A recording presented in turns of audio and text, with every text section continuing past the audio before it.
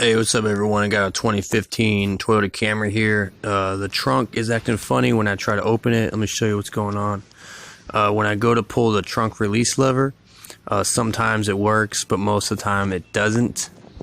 When I press the trunk open on my key remote, it opens fine.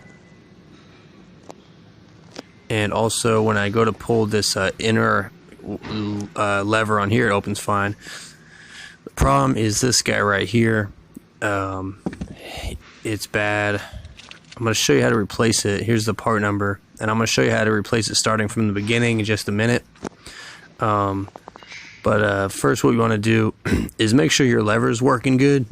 It doesn't move that much, so nothing should really be messed up with it.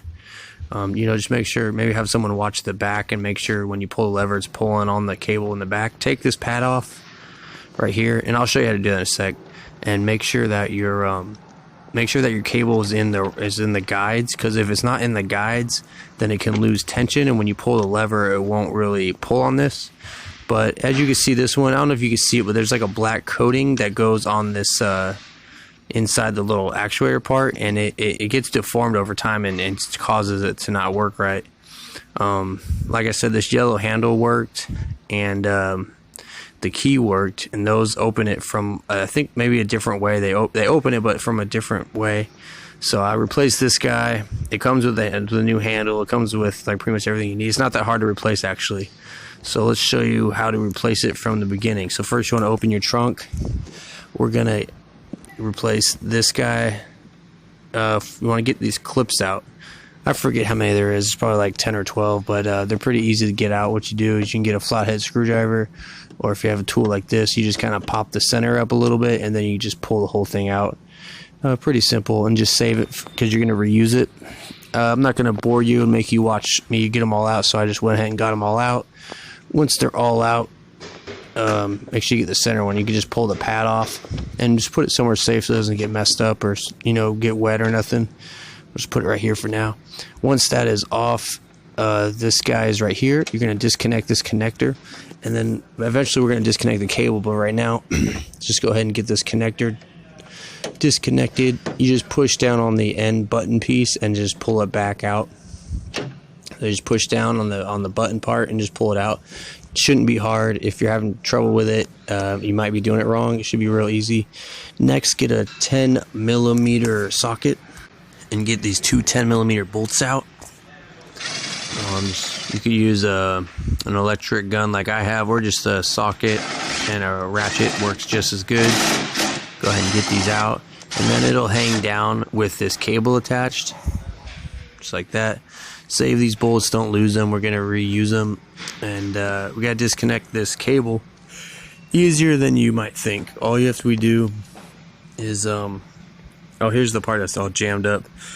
The part I was just pointing at, it got all kind of deformed, and it was causing like a resistance when it was trying to open. I've actually seen that a lot. I've seen that on Hondas too. So there's a little plastic part right here. Find this part with this little like metal thing coming out the plastic, and it just pops up right there. Super simple. It should open easily, and then we're going to disconnect the cable that's running through the trunk. Go ahead and pop it out here from the guide, and then just slip the wire out from underneath the hook and leave it like that. Here's my new one, and there's my part number. This is an OEM part. I don't know, you could probably get it aftermarket, but I got this from Toyota, so I'm going to put it in. And it's pretty much reverse procedure of everything. We're going to hook up our cable that we just took out, and right there. So I got the ball hooked on the hook, and then I put the plastic piece in the guide part. Very important, make sure you do that. It's only 2 little steps, and then we'll just close this. It should make a little clicking noise and lock in place.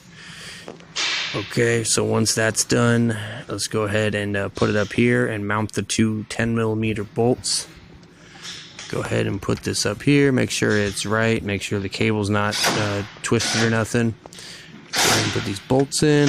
I hand threaded these down and got them hand tied before I did it with the gun. Now we're gonna put this connector in. Alright, just like that.